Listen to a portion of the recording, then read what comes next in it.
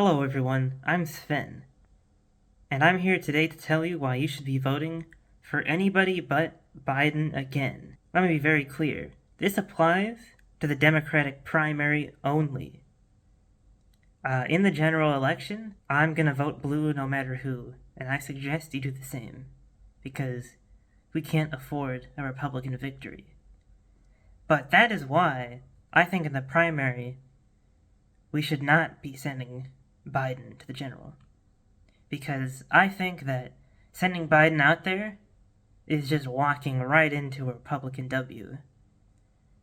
We have to admit, Biden is losing support in a major way right now. And the reason being is the war in Gaza. Now, you may or may not agree with how he's handling the situation, but we all have to admit that this controversy is losing him massive amounts of support. I mean, just look at what Arab voters have been saying in the last 2 weeks or so. They're going to withhold their vote. They're probably not even going to go out to the ballot box this next November, because they just see people who don't support them on either side of the aisle. They don't see anyone who's going to support them. And that's what they think. I'm not here to tell you what you should think about the situation, even though I have very strong opinions. But that's not the point of this video. Regardless, he's losing that support in a big way, and Arab voters are a very important voting bloc in key swing states in, places like Michigan, parts of Middle America. But he's not just losing support with Arabs. He's losing support with people of color generally, because they see what's happening in the Middle East, and it makes them upset. They have what's called solidarity, which may be a concept that's a bit hard for my more mayonnaise-aligned viewers to understand, but when, black and brown people see one group being victimized, they think, well, that could have been my group. And it very well might have been their group in the past, and there's a chance it could always be your group in the future. That's what it's like to be POC, in a white country at least.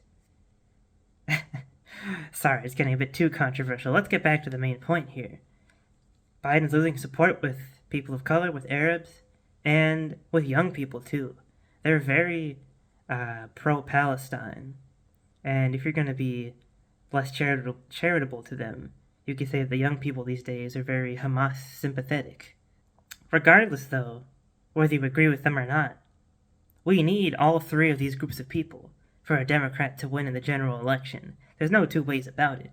This is the key Democrat voting bloc. People of color and young people, and some suburban whites, of course, but without the people around the edges, the POCs, the young people, some of the working class, without these people, there's no way for Democrats to win. It's just not possible. And so that's why I think almost anyone would be better than Biden going into a general. Because Biden, it's not just the war in the Middle East that's hurting his chances, it's also his age. Now, you may not think that's a fair critique. You may think he's doing a perfectly good job. But the majority of Americans are severely critical of his age. And this is on both the left and the right. They see him give a speech and stumble through his words nonstop, and they have no confidence in him as a leader. And this is on top of the trend of the Democrats already having lost a lot of support amongst people of color. So if we send Biden again, we may just be losing the entire Democratic voting bloc. So I think anybody but Biden again would be a better option for the primary. We have 3 candidates right now. There's Dean Phillips, who's a more standard Biden-aligned Democrat. I think if you're a tried-and-true Democratic voter and you really liked Biden and Obama, you should vote for Dean Phillips. If you're progressive, I think you've got 2 choices, really. You've got Marianne Williamson, who's my personal favorite. You can see the rest of the videos on this channel and probably glean that much. You can also vote for Cenk Uygur. Now, I don't know if he's actually going to be allowed to run because of his nationality, or his place of birth, I should say, but I mean, he is a leftist guy, I guess. I'm not really going to take him seriously, though. Regardless, I'm not going to tell you who to vote for. Just don't vote Biden. Because any of these three have a way better chance. They don't come with the baggage. They'll be fresh. They have energy. They're all way better at speaking than Biden. They're all way more policy serious than Biden. And I think they all deserve a fair shake in the primary. The Democratic Party has been very clear that they're not interested in hosting a primary. They want Joe Biden to be the candidate. They're basically anointing him. No, they're not going to have any debates. People in the media aren't even taking the idea of a primary seriously, even though Marianne Williamson is sitting at a solid 13% right now, which, under most other circumstances, would warrant a debate. I mean, even Dean Phillips has 5%. That's a total of almost 20% not for Biden. That's a good minority at the very least. That's a good chunk of the voter base right there that is being completely disregarded. And again, I think Biden's only going to go down and down and down. As time passes, people are going to be even more critical of his age. The war in Gaza is only going to get worse. I mean, the thing with Gaza is, if the war ends quickly, that means something devastating will have happened.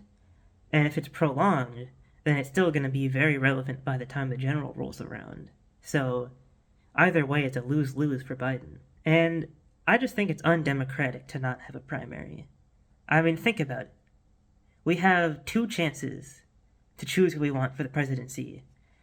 And as American citizens, this is the most direct way we have of affecting change in our country. Now, we have the primaries, which, on the GOP side, is actually pretty fair. But on the Democratic side, all of a sudden there's all these hurdles. That's why I think it's weird. It's extremely undemocratic for the Democratic Party, who is the only choice if you're a reasonable person in this country. Think about that. We all agree that the Republicans only bring destruction when they get in power. And so we only have one choice anytime that we go to vote in a general, and it's the Democrats. And so if we don't even get to choose which Democrat we're sending, that's not democracy. That is basically the Democratic Party appointing a king who has a 50-50 chance of winning. That is not what America stands for. So, I think no matter your opinions of Biden, I think you should look at the data. You should look at the fact that he's historically unpopular given the time.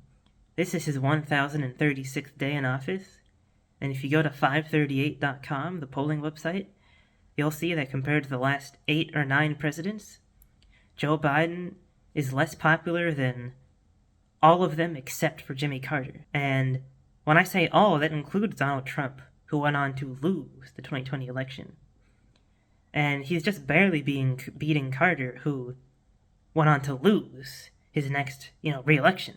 So, if we have someone less popular than people who didn't win a second term, that is not a good sign. That is a warning sign. And I think a lot of people in the mainstream media, a lot of mainstream liberals and Democrats are basically closing their eyes and plugging their ears and just hoping and praying that they can force Biden onto everyone and say, oh, you don't want the Republicans to win, right? These people of color and Arabs should just vote for Biden anyways because they don't want Trump to win. And, well, if the Democrats lose all of these voters, it's not the voters' fault, it's their fault. That's all I have for this video. Anybody but Biden again.